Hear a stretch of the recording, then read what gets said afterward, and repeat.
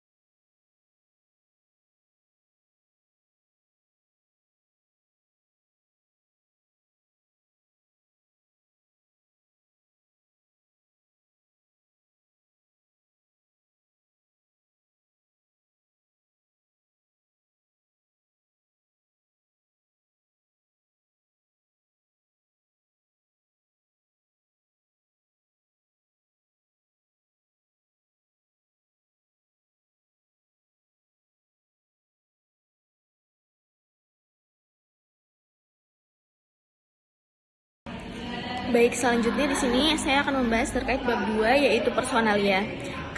Kesehatan personel harus diperhatikan untuk menjamin keamanan produk personel yang bekerja di area produk. Terapi advance-nya itu wajib untuk mendapat pelatihan ulang berkala. Yang kedua, menerapkan tindakan keamanan untuk melindungi produk, personel, dan juga lingkungannya. Personel dengan gangguan kesehatan yang dapat mempengaruhi mutu produk tidak boleh bekerja di area produksi. Pemantauan kesehatan harus sesuai dengan tingkat resiko pekerjaan. K3 yaitu keselamatan dan kesehatan kerja itu wajib diterapkan bagi personel yang menangani bahan berbahaya. Setiap personel yang masuk area produksi wajib memakai pakaian pelindung bersih sesuai aktivitas. Untuk mencegah kontaminasi silang, pergerakan personel dibatasi dan dikendalikan dengan prinsip MRM. Personel dari area yang terpapar mikroorganisme hidup, hasil rekayasa genetika, racun, atau hewan uji tidak boleh memasuki area produk lain. Baik, selanjutnya bab 3 di mana di sini saya akan menjelaskan bangunan dan fasilitas. Bangunan dan fasilitas harus dirancang, dibangun, dan dipelihara dengan baik untuk menjamin operasi yang benar. Tujuan utamanya itu untuk mencegah kontaminasi silang, penumpukan debu atau kotoran, dan kesalahan proses. Kemudian memudahkan pembersihan, sanitasi, dan perawatan. Untuk ketentuan umumnya itu, yang pertama, lokasi harus aman dari sumber kontaminasi lingkungan udara, tanah, air, dan industri sekitar. Kemudian dilengkapi sistem pengendalian hama dan kebersihan, dan yang terakhir lingkungan diproduksi dijaga, pencahayaan, suhu, kelembapan, ventilasi, dan pasokan listrik sesuai standar. Selanjutnya area utama dalam fasilitas. Yang pertama area penimbangan. Nah, di sini dilakukan di ruang khusus yang terpisah dari area lain dan dirancang untuk mencegah kontaminasi silang. Yang kedua, area produksi, di mana harus mencegah kontaminasi silang melalui desain dan operasional. Untuk produk berisiko tinggi, contohnya beta-lactam, zat toksik, hormon, butuh fasilitas terpisah. Selanjutnya, permukaan, contohnya lantai, dinding, langit-langit harus halus, mudah dibersihkan, dan tidak retak. Untuk sistem udara harus memiliki filter HEPA, kontrol suhu dan kelembapan, dan diuji secara berkala. Dan juga terdapat kelas kebersihan ruang, contohnya A sampai E sesuai risiko produk. Dan yang ketiga, area pengemasan dirancang khusus untuk mencegah kecampur bauran label dan kontaminasi silang. Selanjutnya, area penunjang dan sanitasi. Yang pertama, area penyimpanan.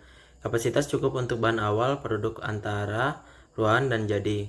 Kemudian, kondisi suhu, kelembapan, dan pencahayaan dikontrol. Dan yang terakhir, ada area terpisah untuk karantina, bahan ditolak, narkotika, bahan berisiko tinggi, dan label. Dan yang kedua, area pengawasan mutu atau laboratorium, di mana area pengawasan mutu ini dapat dilakukan dengan terpisah dari area produksi, dan pengujian dilakukan yaitu pengujian mikrobiologi, biologi, dan radioisotop dilakukan di ruang berbeda. Yang ketiga, fasilitas penunjang, di mana untuk fasilitas penunjang ini dilakukan di ruang istirahat, toilet, ruang ganti, dan bengkel harus terpisah dari area produksi. Dan fasilitas pembuangan limbah diatur agar tidak mencemari bahan atau produk. Yang keempat, pembersihan dan sanitasi. Ada prosedur tertulis untuk pembersihan, disinfeksi, serta penggunaan bahan pestisida atau sanitasi agar tidak mencemari produk. Kemudian yang selanjutnya dibahas bab 4 mengenai peralatan. Yang pertama, peralatan produksi tidak boleh menimbulkan bahaya apapun pada produk. Bagian dari peralatan produksi yang kontak dengan produk tidak boleh reaktif, aditif, atau absorptif yang dapat mempengaruhi mutu produk sehingga menimbulkan bahaya. Selain itu, jika sistem sekali pakai digunakan, industri seharusnya memperhitungkan dan memverifikasi dampak extractable, leachable, partikel tidak larut, dan bahan tidak larut yang berasal dari sistem tersebut. Yang kedua, ada pemindahan peralatan dibatasi untuk meminimalkan risiko kontaminasi silang. Secara umum, peralatan tidak boleh dipindahkan dari area yang berisiko tinggi ke area lain atau antar area berisiko tinggi, misalnya peralatan yang digunakan untuk penanganan sel dari donor yang terinfeksi atau penanganan virus onkolitik. Yang ketiga, desain peralatan yang digunakan selama penanganan organisme dan sel hidup, termasuk untuk pengambilan sampel, harus dipertimbangkan untuk mencegah kontaminasi. Yang keempat, pengukungan primer dirancang dan diuji secara berkala untuk memastikan pencegahan lolosnya agen biologis ke dalam lingkungan kerja secara langsung. Dan yang kelima, sistem elektronik yang digunakan harus dikualifikasi sesuai bab 12 yang berisi tentang kualifikasi dan validasi dan aneks 7 sistem komputerisasi.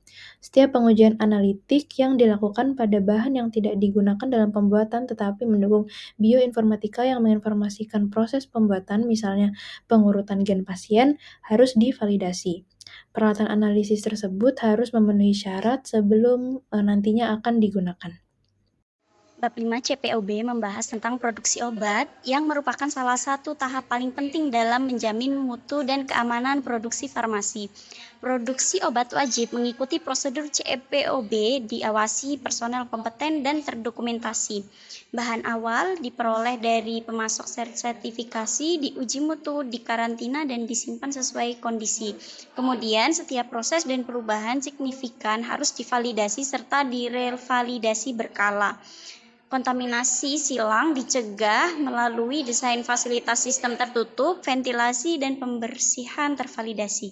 Setiap batch memiliki nomor unik untuk ketelusuran. Penimbangan dan pengolahan dilakukan oleh petugas berwenang dengan alat terverifikasi. Kemudian terdapat produk kering, itu memakai sistem tertutup dan detektor logam. Untuk produk cair atau krim atau salep harus memenuhi syarat kebersihan dan mutu air. Untuk bahan pengemas disetujui dan digunakan satu jenis setiap waktu dan dikontrol pengemasan ketat oleh area harus bersih dari sisa batch sebelumnya. Baik, selanjutnya untuk pengemasan produk. Sebelum pengemasan produk, area dan peralatan harus dibersihkan Untuk mencegah kontaminasi silang, selama proses, bahan dan label harus diberi identitas jelas. Label diperiksa ketat karena kesalahan dapat menyebabkan produk recall. Label sisa harus dihitung dan dikembalikan ke bagian penyimpanan. Selanjutnya untuk pemeriksaan selama proses dan pengawasan kualitas. Untuk pengawasan dilakukan secara berkala selama pengemasan untuk memastikan kesesuaian label, nomor batch, tanggal kadaluarsa, serta kondisi produk. Hasil pemeriksaan dicatat dan bila ada penyimpangan, produk dipisahkan sampai penyebabnya diketahui dan diperbaiki. Selanjutnya, untuk produk yang ditolak dan dipulihkan, produk yang tidak memenuhi standar diberi label ditolak dan disimpan secara terpisah. QA melakukan investigasi dan menentukan tindak lanjut.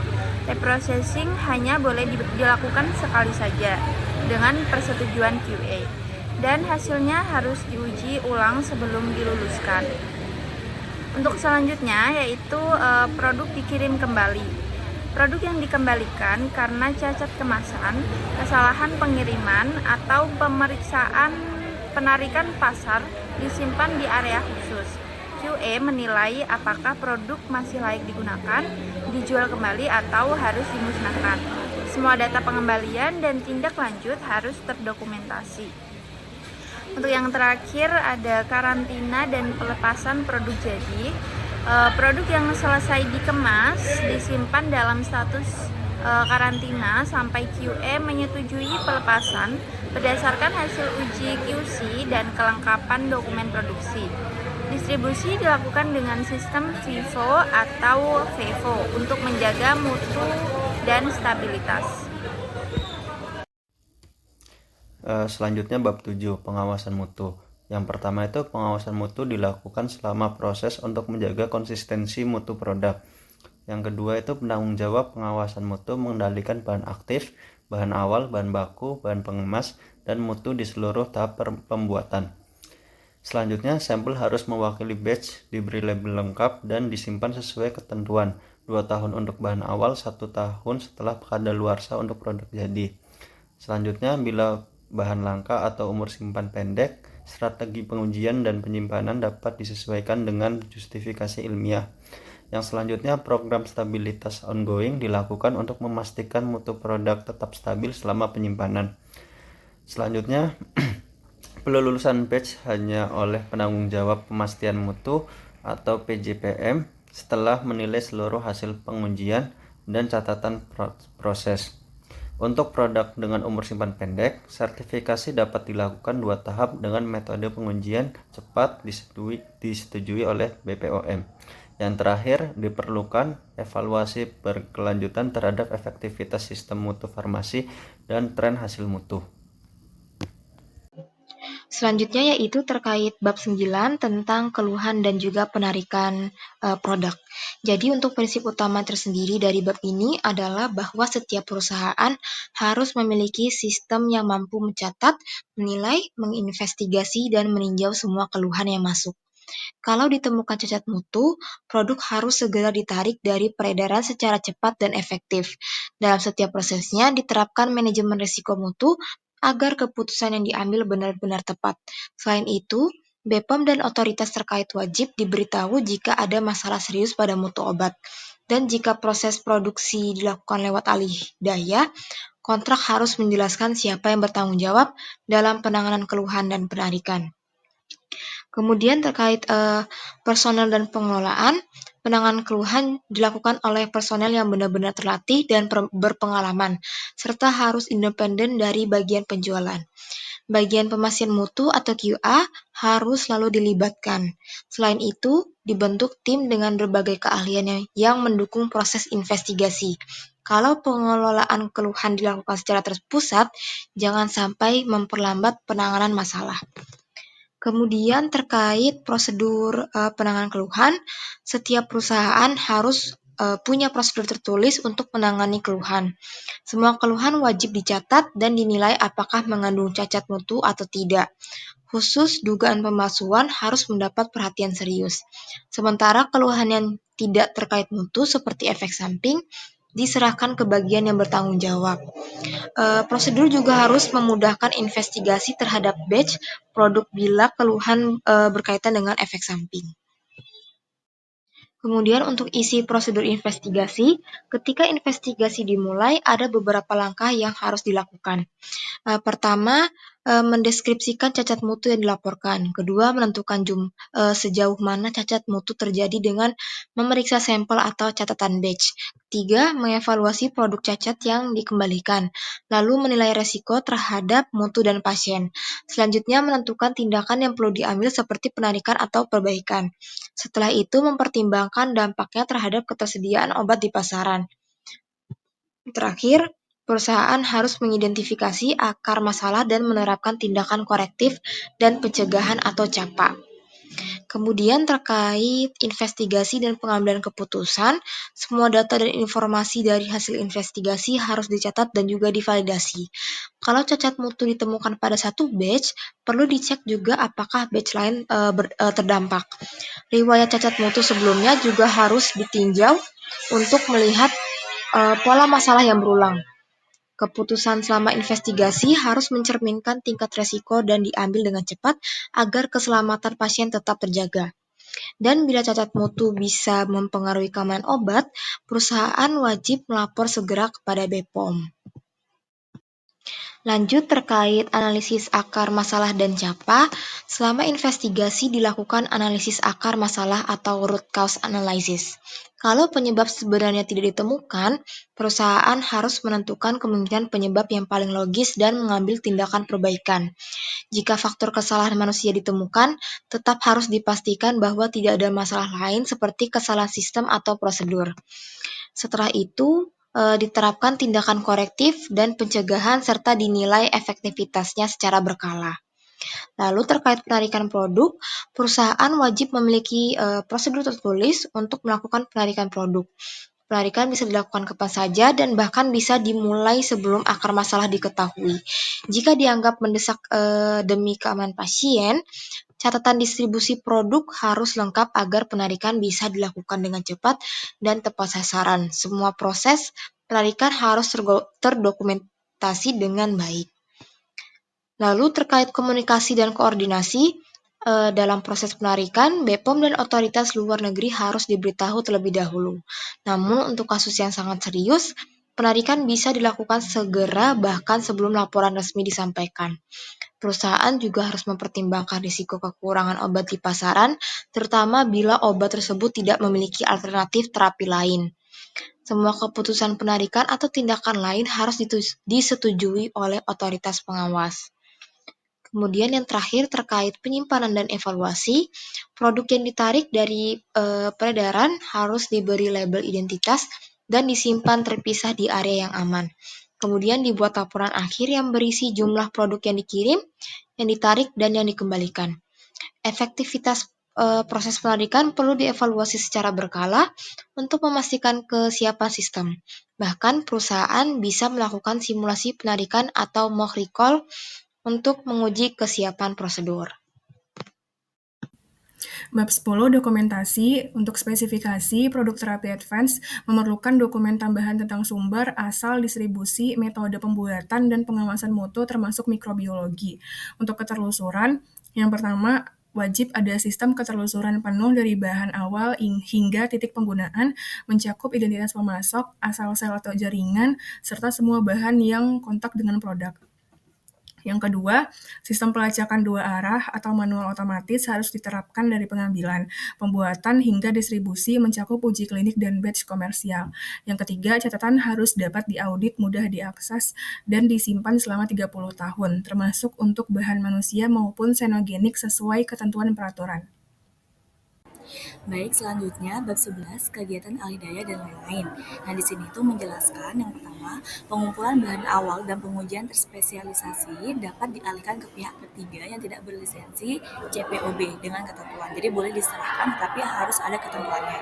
Yang pertama, ada alasan dan justifikasi di dalam sistem mutu. Kemudian yang kedua, penerima kontrak menerapkan mutu setara CPOB dengan kajian risiko yang sesuai. Dan yang ketiga, dilakukan kualifikasi atau validasi proporsional untuk menjamin mutu produk tetap terjaga. Nah, itu beberapa hal yang harus diperhatikan. Kemudian di bagian ini juga menjelaskan tentang standar spesifik untuk jenis-jenis produk tertentu.